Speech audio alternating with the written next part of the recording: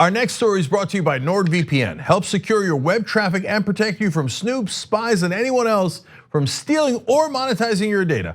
All for 75% off at nordvpn.com/TYT. Use the code TYT and get a free month now. The New York Times has been dealing with all sorts of controversy lately. First, it started off with a terrible headline that gave way too much credit to Donald Trump. And then recently, one of their editors was demoted after some inflammatory statements toward Representatives Ilhan Omar and Rashida Tlaib. And so the executive editor, Dean Baquet, decided, well, let me have a town hall with my staffers and start throwing some ideas and concerns around. Maybe we can solve some of these issues.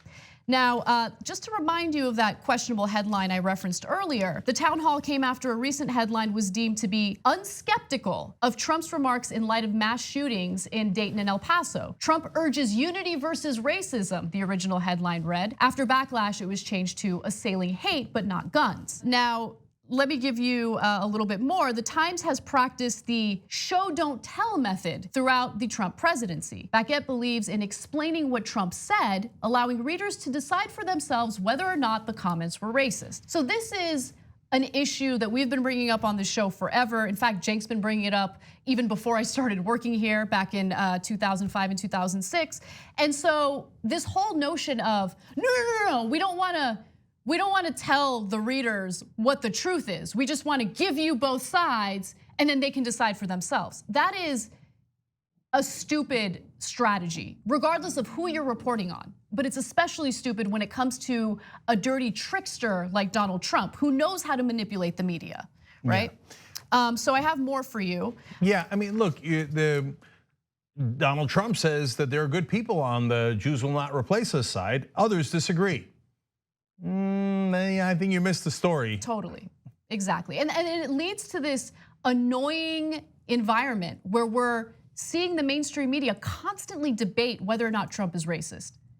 He's racist. Can we please move on to other things that are way more important than adjudicating his racism?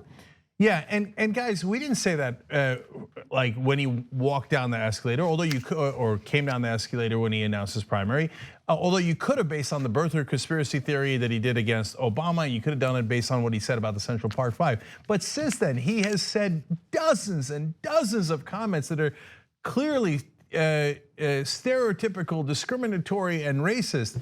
And so at what point do you actually call something what it is? The reason you're not calling it what it is because the New York Times honestly does political correctness. They're afraid of offending Republicans, so they just call it even. Yes. That's not brave journalism. That's not shedding light in the darkness. That's hiding behind neutrality, which is, by the way, the completely wrong standard for journalism. So apparently there was one staffer who was not named in the CNN business report on this meeting, who was very much concerned about having to tell the truth about who Trump really is. And this staffer said, quote, "We have to remember we are not advocates for the left. We are not the effing part of the resistance." Okay, yeah, so there's a lot of old timers at the New York Times who think, oh my God, actually, opposing Republicans or pointing out what they actually said and showing that it is wrong is unacceptable journalism.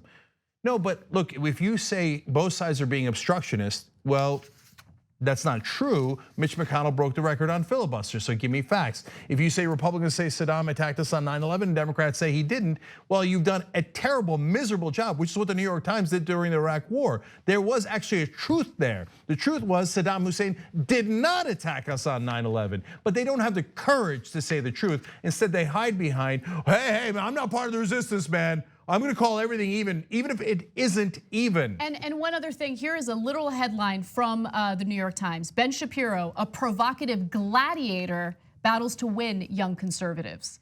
You guys do advocacy, you just do it for the right. Well, hey, you made it this far. You must really like the Young Turks. Thank you, we really appreciate you. Now, another easy way to keep supporting us also helps keep your internet activities and data private, all with a push of the NordVPN app. Head to nordvpn.com/TYT right now for 75% off of your next 3 years.